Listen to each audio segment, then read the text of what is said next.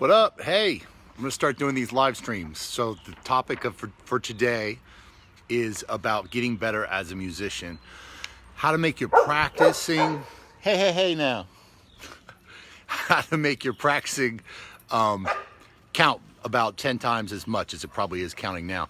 Now, especially if you're trained like a classical musician, like I was, then we were kind of taught how to practice as classical musicians by our teachers. And so we just go through the motions. We get out our instrument and we start practicing, but we don't necessarily know why we're practicing. And I'm sure everybody here can relate. Let me know if you can relate to having some days when you practice and it seems to matter, it seems to count, and other days where it doesn't count, it doesn't matter, right? We can all agree that the quality of our practice really affects how much we grow. So first thing is, make a distinction between playing for enjoyment and playing for practice.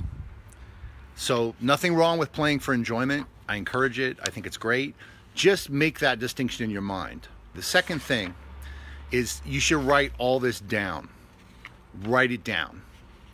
Like if you're serious about improving your practice, sit down with a piece of paper or a notepad or whatever and jot down some of these notes that I'm giving you today. So to improve your practice, and when you start to write this down, I want you to start with why. Like, what's your vision? What do you ultimately want to accomplish? Why do you want to get better? And what do you want to get better at? And consider this application. Consider applying, instead of just sitting down when you practice and just thinking, I'm going to practice today. Consider working towards a project. Working towards a project. So a project could be a performance or a recording session or a composition or a recording you're going to make, even if it's for yourself or to share wherever. Think about a project. Maybe there's an audition, because that's going to help you really hone in and be more specific, as opposed to when we practice and we just pick up our instrument and we go through the motions. We do our warm-ups, we do our scales, we do our etudes, right? We're trying to really transform the results you get from practicing. All right, the next thing is write down specific skills that you want to improve. And be specific. I want to be able to improvise in jazz, in modern jazz. Like, be really specific, write it down. You might have 20, you might have 30. Now, this is really important. You need to pare it down. Pick 3 to 5 skills that you're going to focus on for like the next 2 weeks minimum. And everything else, just let it go. This is going to be really important to getting better, is to focus on a few things. Because if you're trying to do everything at once, you're not going to get better at anything.